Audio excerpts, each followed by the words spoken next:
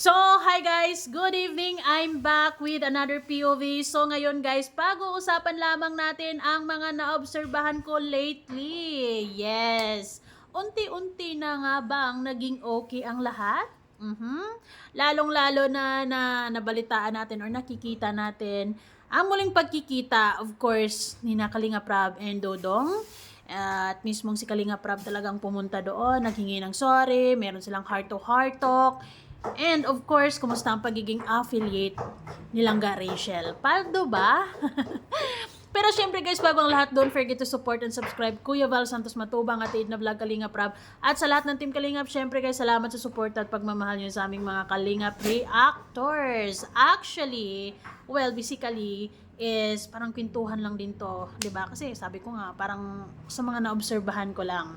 So yes, bago pa yan nakuha ni Kalinga Prab si Rachel bilang affiliate, isa sa mga naiisip ko talaga na babagay sa ganong ginagawa nila sa pagbibinta, bukod sa mga Kalingap Angels na napipili ni Kalinga Prab, ay of course si Rachel. Kasi alam niyo, medyo matagal na rin talaga yan siyang nag-affiliate din sa TikTok with different mga products na mga pwedeng ibenta niya sa TikTok. Kasi magkakaroon din siya ng commission. And masasabi ko talaga sa part na yun, she's very creative, she's doing the best na alam niya para syempre, 'di ba, i-promote yung product ng maayos and syempre makabenta, and she has commission, 'di ba? Of course, 'di ba? And yes, talaga namang nakakabilib siya sa part na yon. And ayun na nga, bilang isang affiliate naman, officially dyan kasama ang Velvet with Kalinga Prab and the rest of the team, ay naobserbahan ko sa live na talagang sobrang dami pa rin sumusuporta talaga kay Rachel until now, and marami rin talagang bumibili sa kanya, and she's good, 'di ba? Andun yung very confident, andun yung tama lang yung energy na binibigay sa pagbibinta. May konting joke, may alam mo yon na talagang hindi rin siya boring na panoorin. Talagang nakakabinta talaga ng bonggang-bongga. And paldo. Yung tipong hindi sayang yung 3 oras sa pagbibinta. Kasi talagang merong kita, ganun. So, it's a win-win.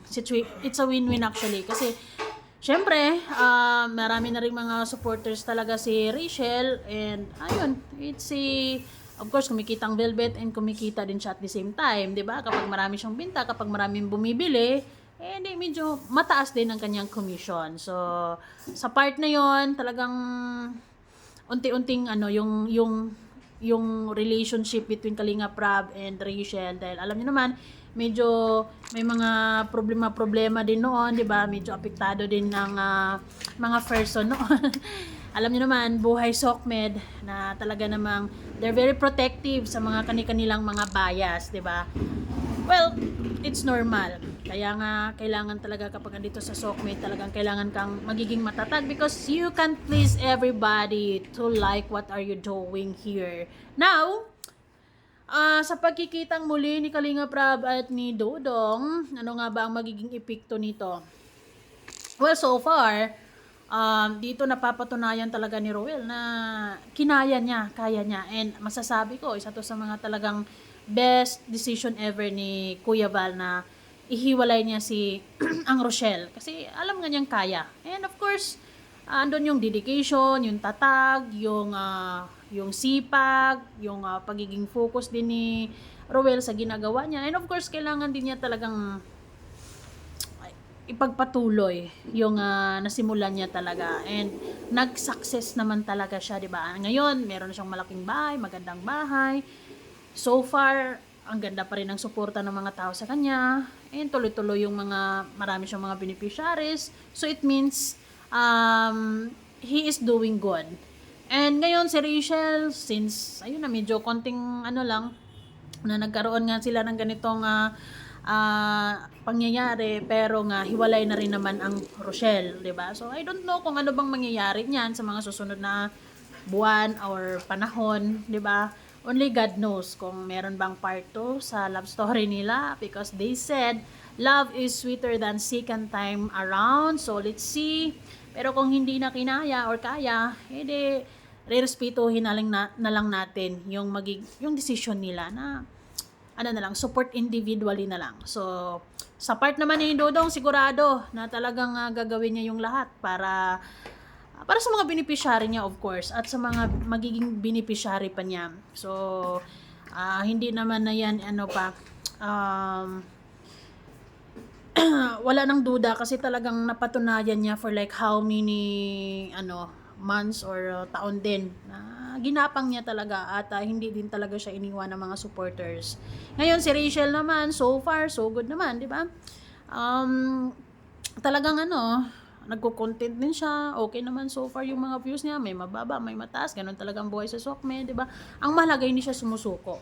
Tuloy-tuloy pa din yung mga issues, of course, di ba? Kahit nagla-live ka lang, kahit naghahanap buhay ka lang, meron pa rin mga bashers, meron pa rin mga bitter sa buhay talaga, meron pa ding mga hindi mo maintindihan yung ibang mga tao dyan. Ganun talaga. Ang mahalaga is napapansin ko talaga kay Rachel is sobrang naging siya. Kumbaga ang dami niyang naging mahinahon na rin siya sa pag-handle ng mga bashing, 'di ba?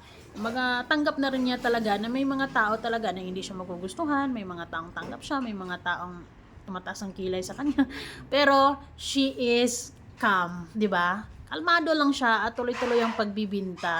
And good thing na lang, talagang si chairman ay talagang hindi naman niya hinahayaan kung sino man yung nakasalang dyan na babastusin at ibabash at talagang ipinagtatanggol niya. Well, that's good, 'di ba?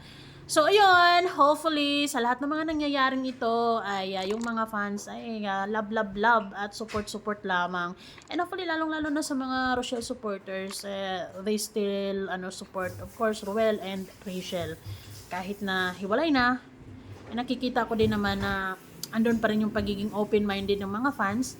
And yung iba ay still hopeful na magkabalikan, pero yung iba ay tanggap na rin at hinahayaan nilang magkanya-kanya muna sila ngayon. And let's see, 'di ba? So, 'yun.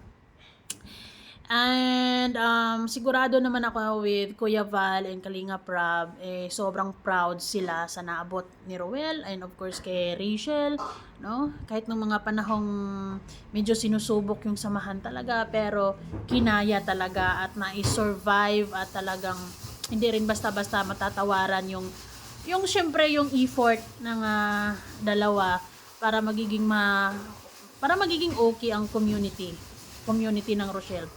Ewan ko lang ngayon kung ano bang tawag sa community nila. Ano pa rin ba? Ano bang nila? Kasi na sila, hiwalay na sila. So I don't know, pero still we call them Rochelle. And support na lang natin sila sa kanya-kanya nilang ginagawa kasi si Dodong naman ay alam naman natin na yung mission and vision niya sa buhay is siyempre tuloy-tuloy yan, parte ng Kalingap. And si Rachel still kaya niya yan. She's good what she's doing. Alam niya talaga kung ano mga gagawin niya dito sa Sokmed, mapa TikTok, mapa FB, mapa YT.